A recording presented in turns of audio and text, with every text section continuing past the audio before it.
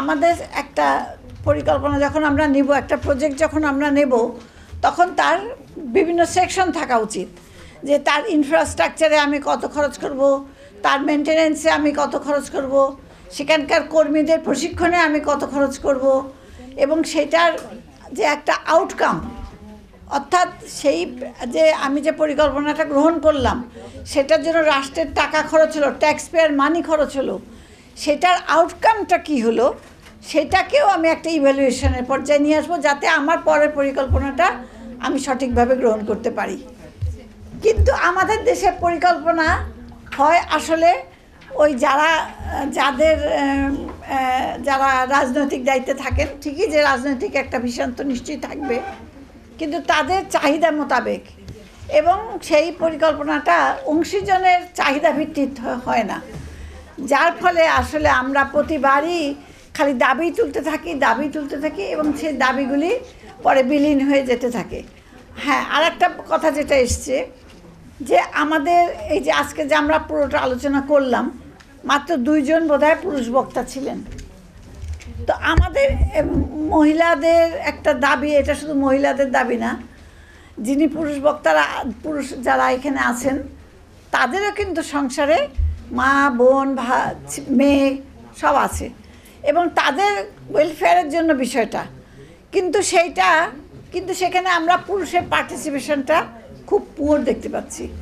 কিন্তু আমি মনে করি যে একটা সমাজে নারী পুরুষ যদি আমরা উভয়ে এগিয়ে যেতে চাই, তাহলে সেখানে যেমন অংশীদারিত্ব থাকবে নারীদের, তেমনই এক অংশীদারিত্ব থাকতে হবে পুরুষদের।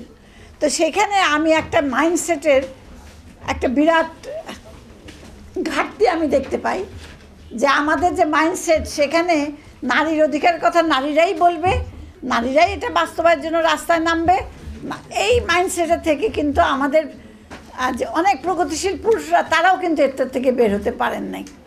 কাজে আমি আহ্বান করব যে আপনারা এটাও করেন। আর আমাদের একজন মুরব্বী উনি বলেছেন যে আমাদের একজন অর্থনীতিবিদকে আমরা এখন রাষ্ট্রপ্রধান হিসেবে পেয়েছি। তো আমি গতকাল একটা টেলিভিশনে দেখছিলাম, এনটিভিতে সম্ভবত, আমি দেখছিলাম যে আমাদের সরকারের সাথে অতি ঘনিষ্ঠ সরকারের একজন বিশ্বস্ত লোক ডক্টর দেবপ্রিয় ভট্টাচার্য, তিনি একটা আলোচনায় বলছিলেন যে এই সরকারের 9 মাসে 28 লক্ষ মানুষ দারিদ্র্যসীমার নিচে চলে গেছে, এবং সেই 27 লক্ষ, এবং সেই 27 লক্ষের মধ্যে 18 লক্ষ হলো নারী। তাহলে পরে দেখেন যে সরকারের লোক এটা বলতেছে তখন আমি এই 28টাকে কত দিয়ে মাল্টিপ্লাই করব, এটা আপনারা চিন্তা করে নেন, এবং এই 18 লক্ষকে আমরা কত দিয়ে মাল্টিপ্লাই করব সেটাও চিন্তা করে নেন। কাজে আজকে আমাকে খালি অর্থনীতিবিদ হলে হবে না, অর্থনীতিবিদের সাথে আমার সমাজের প্রতি আমার দায়বদ্ধতা কতটুকু, এই রাষ্ট্রের প্রতি আমার দায়বদ্ধতা কতটুকু, সেটাও আমাকে মূল্যায়ন করতে হবে। আমি আমার স্বাধীনতার প্রতি আমার দায়বদ্ধতা কতটুকু, এবং স্বাধীনতার যে মূল্যবোধ, স্বাধীনতার যে অর্জন, তার প্রতি আমার দায়বদ্ধতা কতটুকু, আমি মনে করি সেটাও আমাকে মূল্যায়ন করতে হবে। আমি যদি সেটা মূল্যায়ন না করে একজন ভালো অর্থনীতিবিদ, ভালো টিচার বসায় দিলাম, তাতে আমার কোনো উন্নতি হবে, আমি যে প্রান্তিক অবস্থানে আছি আমার উন্নতি হবে, এটা আমি মনে করি না। কাজেই আজকে এটা আমাদের সবার দায়িত্ব যে আমার জন্য বরাদ্দকৃত টাকা, সেটার সুফল আমি কতটুকু পেলাম এটা আমার জানার অধিকার আছে, এবং ইমপ্যাক্ট ইভ্যালুয়েশন করতেই হবে প্রত্যেকটা প্রজেক্টের শেষে, যেটা আমাদের দেশে হয় না, ইমপ্যাক্ট ইভ্যালুয়েশন করতে হবে যে আমি এই পরিকল্পনা এবং এই একটা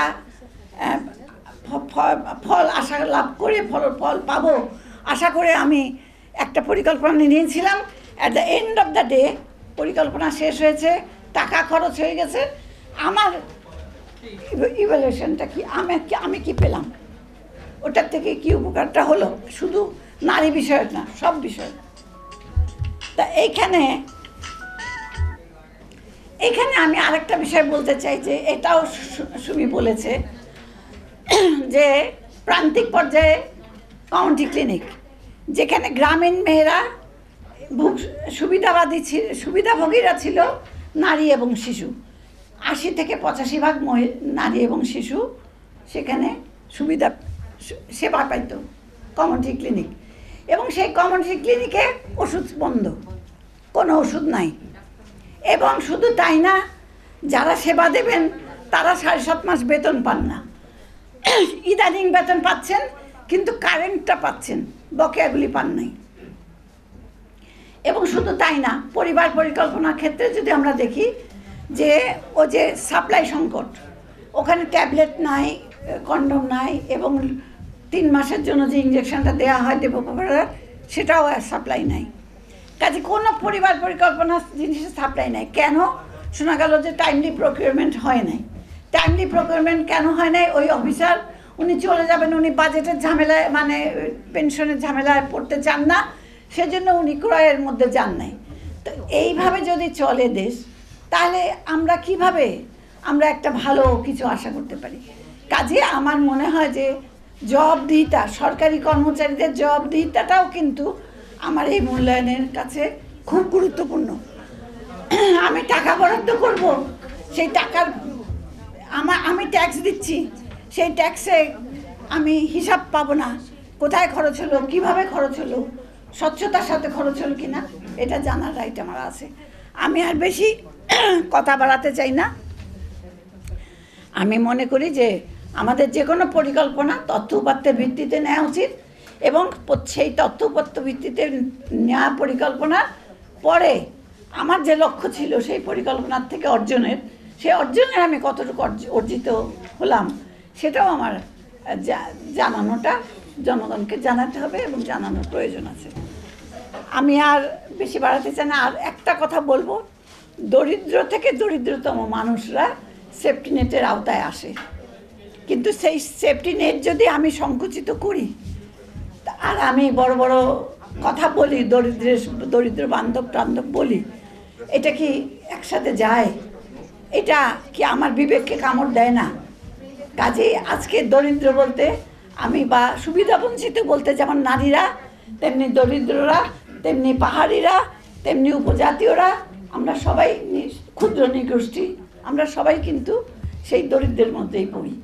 কাজে আসুন আমরা সবাই এক হই, সবাই আমরা আওয়াজ তুলি এবং আমরা এই সমাধানের আমরা দাবি তুলি। সবাইকে